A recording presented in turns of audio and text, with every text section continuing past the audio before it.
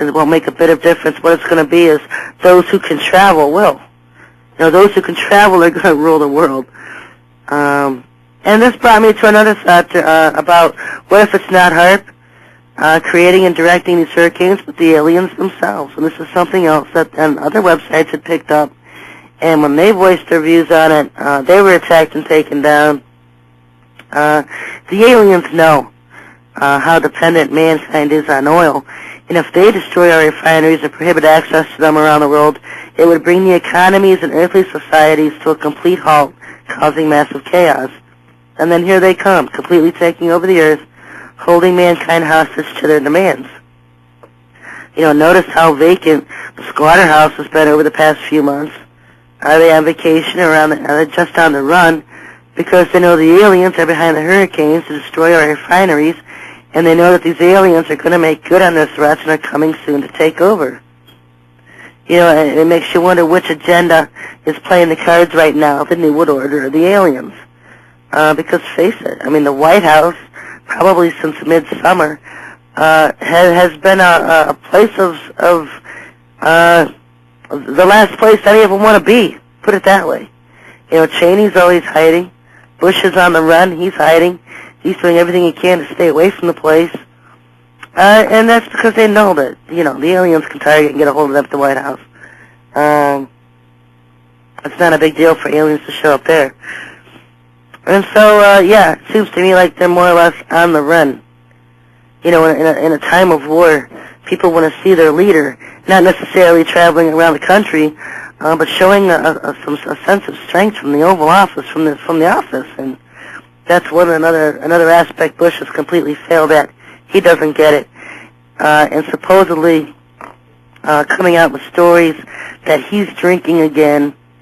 So he's probably been doing it a lot longer. You can remember back when Reagan had Alzheimer's and they waited almost until his second term to even say a thing about it. And so, he's probably been going on a lot longer with his drinking. But that's only one of his problems. Come on, Bush has many. Drinking is just one of them. So this country is in trouble. This country is in trouble. But as the Lord has told me, he says, don't pray to save this country. My judgment's already on it. What he wants us to do is pray for the salvation and repentance and redemption of the ones who are in it that are going to perish. A lot of destruction coming. A lot of people are going to be dying in this country, and they're going to perish. They're going to be lost for eternity. And so that's where our focus needs to go now. It needs to go towards the message of repentance and salvation, and winning, these people to heaven, because when they die, they're going to spend eternity in hell, folks. And so, that's basically what he's told me this week, is just stop praying for this country. Don't try to save it. Try to save those that are in it, because they're going to be perishing and lost for eternity. And so now it's time to evangelize, folks. It's time to, we've tried, we've done what we can. 6-7 years I've been on these agendas, trying to wake up and warn people, and groups forming and protesting, and we've just done too little too late. We can no longer save this country. It's beyond our control now. And if it's not the Bush regime that takes it down, it's the faction in the wings waiting to take it down. There's no big patriot faction in the wings that cares about us, that cares about the citizens of this country, that's going to restore it to what it once was or what it should be. If the Bush regime falls, all we've got is another regime in the background that's just as bad as he is, So, time to change focus, change the shift, and not work to save this country anymore, but the people that are in it. Listener call-in line 260-356-2611. Give me a call with your comments or questions. A tidbit of information this week from somebody out in Tacoma, Washington, who stated that big jumbo jets were flying into McCord Air Force Base loaded with fully armed Russian troops. And he stated that as soon as they landed, they were quickly unloaded, pushed into plane hangars, and closing the doors. And this person lived in Tacoma, Washington, and was a listener of this show, sent me this email on it. And so I sent it out to groups, trying to see if anybody else had some confirmation of seeing the same thing. I believe McCord Air Force Base does have a several-layer underground base there, and so they could easily hide Russian soldiers there. I've been reading emails how Mexicans are in Texas, soldiers coming in there, armed soldiers. You know, this is a hurricane. This isn't a war zone. Why aren't these people coming in with food and water and blankets and shelters instead of machine guns? You know, I think it's obvious that the whole thing was to condition the public into showing us, strong-arming us, into seeing a police state form in front of our eyes. You know, that's what they want. They want a police state here. But they kind of had their own, one of their own legs chopped out from underneath them this week, because what they were doing was going through New Orleans and confiscating people's guns. And of course we know that's the Second Amendment. It's our right to own guns. It is illegal for the government to confiscate our guns. But they were doing it anyway, stating that they had these emergency powers or whatever. But a judge struck them down and sided with groups like the National Rifle Association and told them they could no longer confiscate citizens' guns. And so that was a victory in our court. You know, just because this country is going down doesn't mean we have to roll over. You know, the Lord expects us to do exploits in these last days and to fight for the people.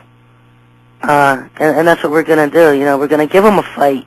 We're not just going to roll over and lay dead and let them walk all over us. You know, we're to stand up and fight. And that's what people are doing, and that's what I hope they continue to do as it keeps going, because it's not going to get any better. You know, but don't let yourself get embroiled and entangled in getting involved with government help and letting yourself be whisked off to these FEMA camps, because you don't want to be taken to these FEMA camps. You know, like I've said, these people that were involved with Katrina, so many hundreds of thousands of people evacuated and no way of knowing who went where. You know, and now the search is on for these families trying to find each other. And as time goes, we're going to hear less and less about these displaced evacuees. And a lot of these displaced evacuees were taken to FEMA camps and locked in, and they're not allowed to leave them. So they went from survivors of Hurricane Katrina to prisoners of the federal government. Sherry? Yeah. You have a caller? Yeah, go ahead and put them on. You're up, caller. Hi, Sherry. Hey, how you doing? Hey, pretty good. How you doing? Oh, I'm ready to lose my voice here. It's too bad. No, this is Joel from Tucson. Oh, hey, how you doing? Oh, pretty good. You know, I just felt like calling you. You know, you're just mentioning right now that it's time to evangelize and all that. And yeah. Like what, you know, because right now I'm trying to get like certain family members of mine, you know, to, I don't know, wake up. You know, I've talked to them about that. You know, I showed them articles. Like my mom, she's getting there where she's starting to believe and wake up. But like my brother, he's a little skeptical, and my wife too. Is there anything else that I could do that, you know, could steer them in that direction? All you can do is just keep planting, planting seeds of information to them. You know, just talk it, and when they see it and they start seeing something funny, they'll recognize something you said. You know, that's the only thing you can do, because you can talk about, like when I started talking about the alien agenda, and people thought I was completely flipped until they'd go outside and see a UFO. Right. And then all of a sudden it was like, whoa, what is she talking about? She's right, you know. And that's all it takes. Just planting information so that when they do see something, it'll click. And then all I can do is pray for the Lord to open their eyes. Make them receptive to hear the truth. And, you know, my wife and I have had debates about it, and so I just stopped, you know, if she has questions, I do, you know, try and give the best answers I can for her. But mostly she's, you know, still skeptical. And right, because they don't teach it in the churches. Right. You know, the church shepherds aren't preparing the people. Right. You know, they left out Enoch, and if anybody would read the first 10 chapters of Enoch, they would be very well aware of what's going on around us. You know, and so they kept this stuff in the dark. Right. And, you know, the Lord said, as in the days of Noah, and you know what, encourage